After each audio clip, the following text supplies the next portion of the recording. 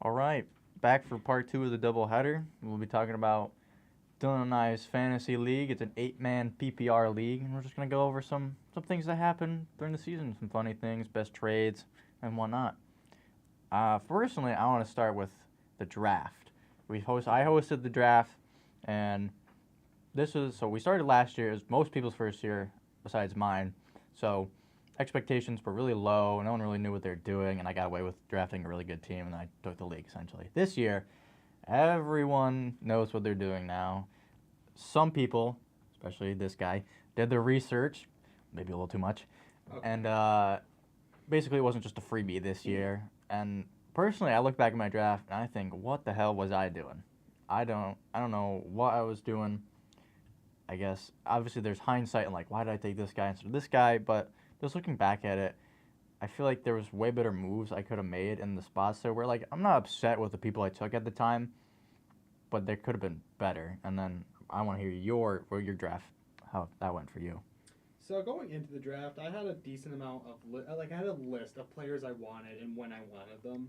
I'd like to say I got a majority of them where I wanted them, and I'm happy with how I drafted. I think obviously hindsight is 2020. Half these players I wish I didn't draft anymore and had different people, but overall I think I did pretty good in my draft. Going having the fourth overall pick, I had a very tough decision between Tyreek Hill, Stephon Diggs, and Cooper Kupp, who at the time were all in contention for being some of the top players. And, you know, for me, it was between Tyreek Hill and Cooper Kupp. And I looked at my two options and I said, Cooper Kupp has a history of being injured. I think Tyreek Hill is just going to be the safer play here. And Look who guessed correctly. Cooper Cup back with the injuries. Tyreek Hill potentially going to break the receiving yards record.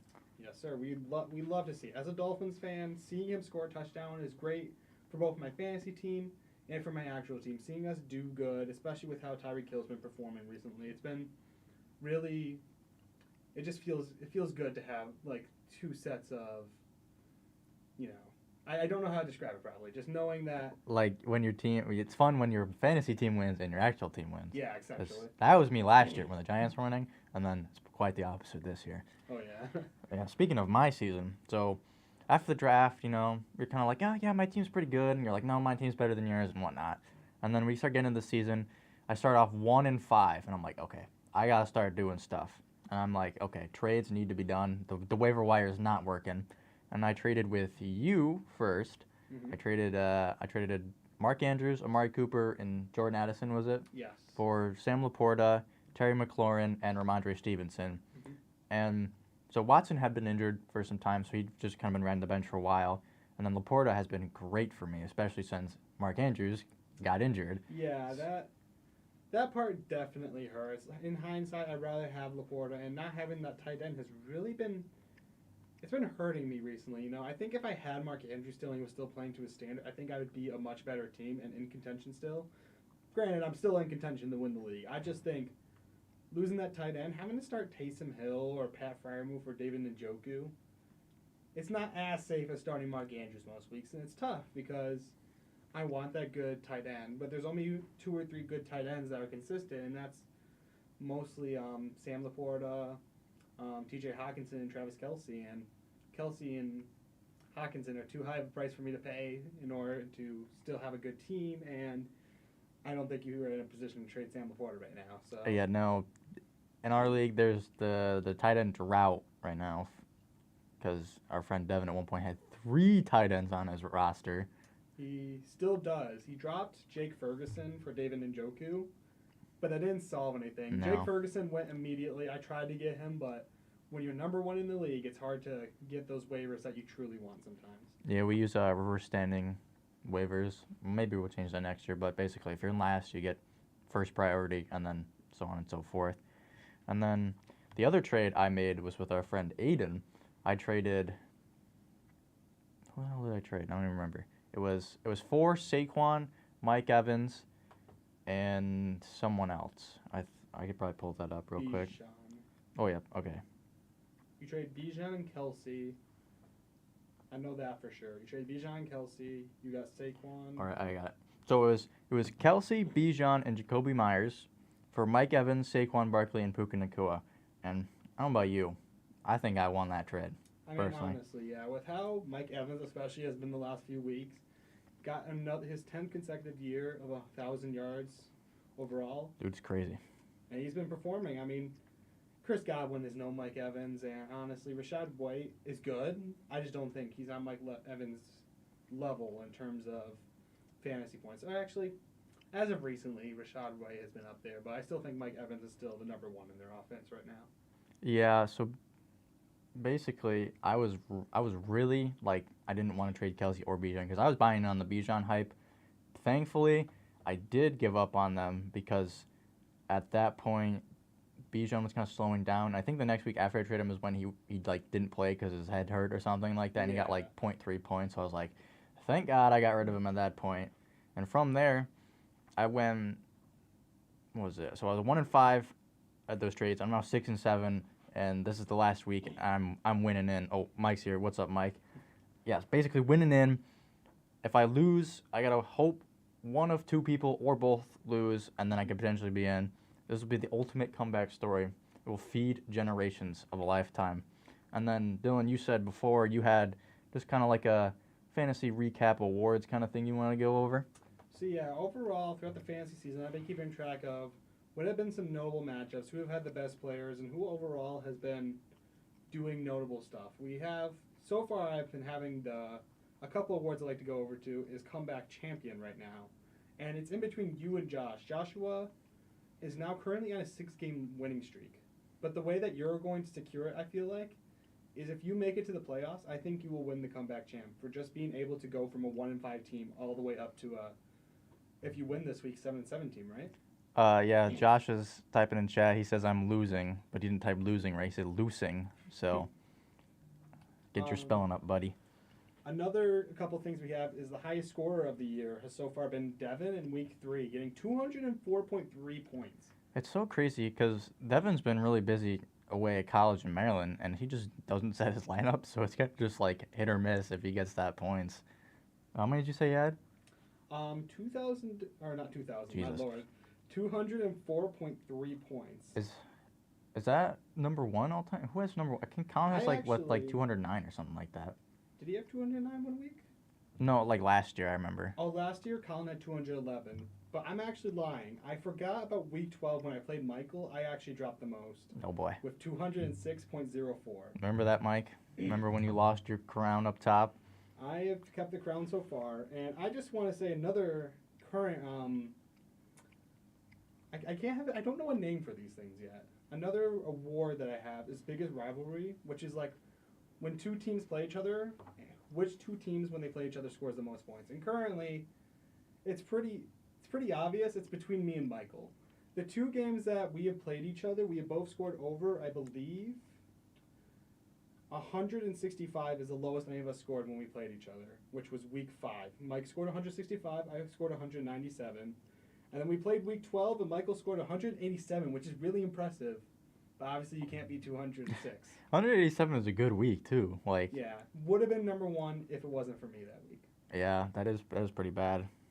I remember last year, a lot of people were putting up 200 like every other week. It felt like. Yeah. I don't know. Maybe the scoring changes we had kind of changed that a bit, but like I mean, 200 is 200. You take that. Yeah.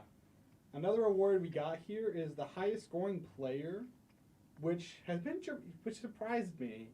Seeing everyone we've had, it was Jamar Chase, week 5 versus the Cardinals. The same week that DJ Moore actually scored 49 points against the Commanders. That's two of our highest all-time scorers played in the same week, which is just kind of insane, you know?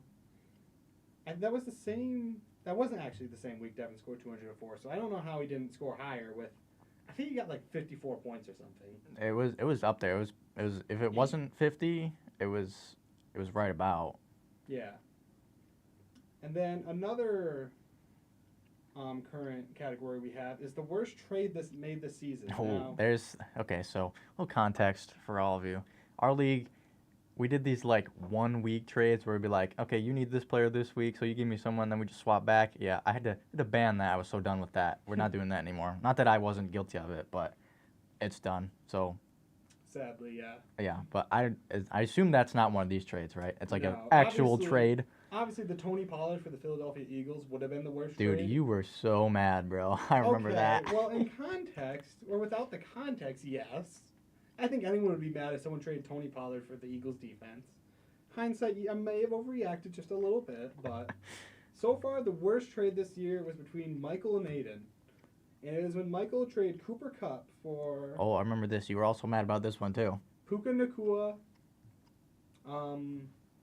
I don't know it off the top of my head. I think it was Puka, Terry, and Alvin Kamara, I want to say. Yes, all three of those guys for Cooper Kupp. And I was not happy at the time because I thought Aiden was getting scammed. Now, hindsight's 2020.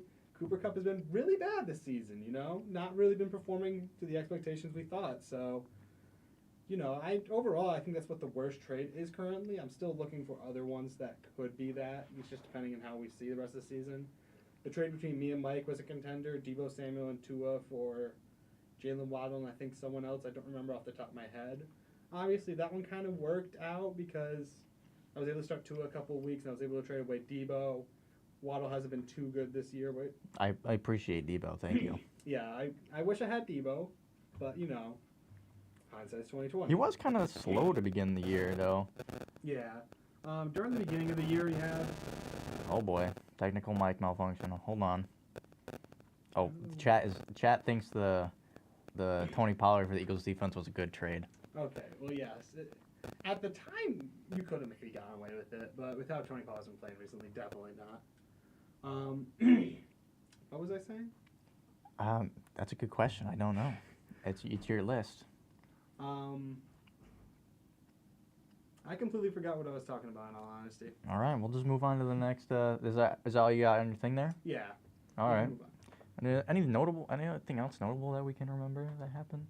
I'd like to lightly touch on how I've been doing this year and my mindset going into the year, if that's fine with you. Yeah, go ahead. So going into this year, I kind of had a plan where I wanted to try to avoid running backs. Oh, you're a zero RB guy? I was trying to avoid running backs and go very wide receiver heavy. So that's why when you saw in the draft, I picked up Tyreek Hill, A.J. Brown, and Jalen Waddle for my first three picks, who at the time were all considered some of the best wide receivers. Now, granted, Hill's number 1. A.J. Brown's fallen down a little bit. He's number 5 right now, but still overall it's pretty good. And Waddle's... He's all right. He's in the 10s to the 20s right now for how he's been. He's obviously hasn't been as good as last year, but... in hindsight, I don't know if I would do it again, honestly.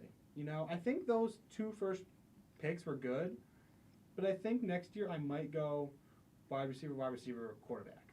Having that good quarterback, and we've seen that with Michael, with Colin, having a good quarterback to start every year makes it a lot easier and a lot safer with how many points you get. I struggled a little bit early on with Justin Fields. He would drop 10, 15 points. I wouldn't be happy with that, so I traded for Tua. I started Tua 2 weeks in a row. He got 10, 15 points, and Fields dropped 30 and It's always a gamble. It's fantasy football in a nutshell. My dad has always taught me, or this season has taught me, if you have 2 quarterbacks, no matter what you do, you will always start the wrong quarterback. There's never starting the right quarterback. Yeah, and when it comes to the draft, your position heavily decides who you draft. Because I've picked 8th back-to-back, so I get the snake. And I feel like that's helped me a lot because, I'm okay, look at the board. I'm okay, so there's no shot they can get these people. And since with the back-to-back at the end of the first, I essentially get another first-round guy in the second round. And then potentially second rounder in the third. So it's very helpful. And then you're looking towards the 8th spot now. So you'll have to look into that when we get to the draft eventually. Yeah, picking at the 8th spot is definitely difficult. I picked at the 8th spot, actually, in another paid league I did. And in that league... I got extremely lucky for the first round. I got Tyreek Hill and I believe Garrett Wilson before Aaron Rodgers got injured. How I got those 2, I don't know. No, it was Tyreek Hill and Nick Chubb before Nick Chubb got injured, actually. Man, imagine how good Nick Chubb would have been this year. But I know later on that in that draft, I wanted to get Justin Fields. It went to the front of the snake. The guy picked up Justin Fields and DJ Moore back-to-back, which are 2 guys I was really hoping to get that round. And that's what sucks about being at the start or the end of the snake draft. Is that you have to watch a bunch of people you want go before you can get your chance to get them. That is the worst part about drafting late.